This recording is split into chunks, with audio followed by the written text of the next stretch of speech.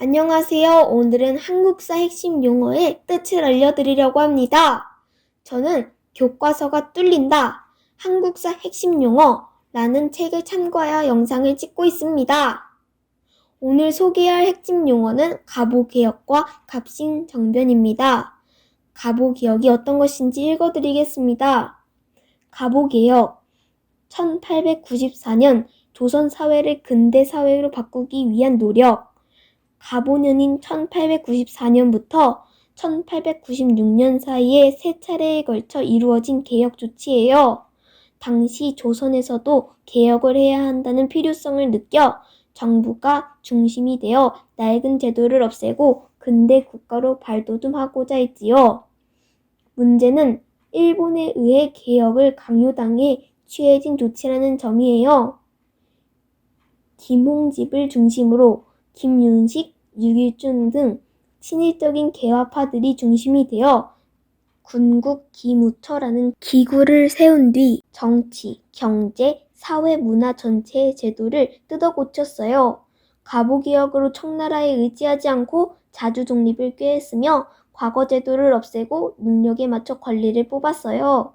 또 양반과 상민의 신분 구별을 없애고 세금을 화폐로 받았으며 학교를 세우는 등 각 부분에서 커다란 개혁을 해 나갔어요. 고종은 개혁을 더 적극적으로 하기 위해 우리나라 최초의 헌법이라고 할 수 있는 홍범 14조를 발표했지요. 갑오개혁은 조선을 근대적으로 바꾸려는 노력이었으며 그 뒤 많은 개혁에 영향을 주었어요.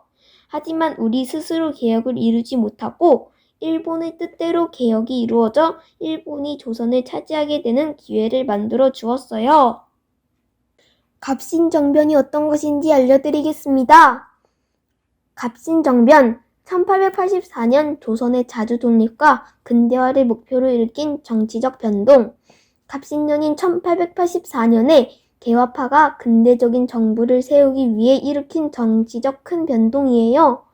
당시 조선은 새로운 사상이나 문물 등을 받아들이는 개화 정책을 펴나가야 했어요.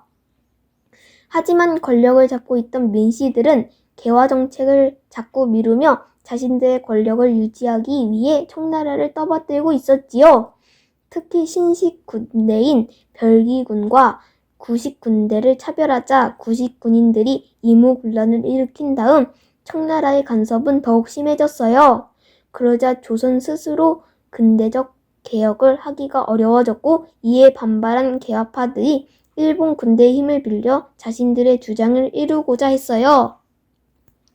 김옥준, 박영효, 서재필 등 적극적으로 개화 정책을 펴던 급진 개화파들이 우편 업무를 맡아 하는 우정국 설립 축하 잔치를 틈타 정변을 일으킨 것이지요.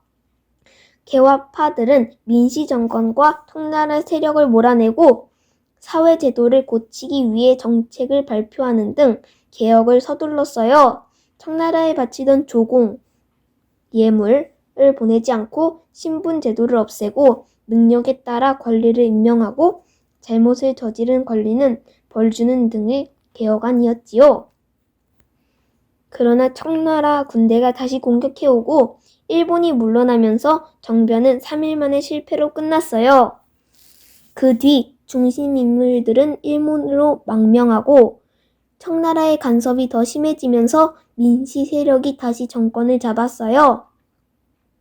갑신정변은 우리나라에서 자발적으로 일어난 최초의 근대화 운동이에요. 하지만 일반 백성들 사이에 개화 사상이 널리 퍼지지 않아 백성들의 지지를 받지 못했고 일본의 힘에 의지해서 목적을 이루려고 했기에 실패하고 말았습니다.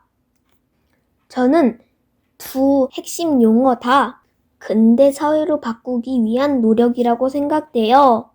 하지만 일본이나 청나라의 힘을 빌리는 것은 저는 옳지 않다고 생각돼요. 그리고 이런 게 조금만 더 빨리 시행되었다면 저희 나라도 미국처럼 강한 나라가 되었을 것 같아요. 여러분의 생각은 어떠세요? 댓글로 남겨주세요. 지금까지 한국사 핵심 용어들 중 갑오개혁과 갑신정변을 읽어드렸습니다. 시청해주셔서 감사합니다.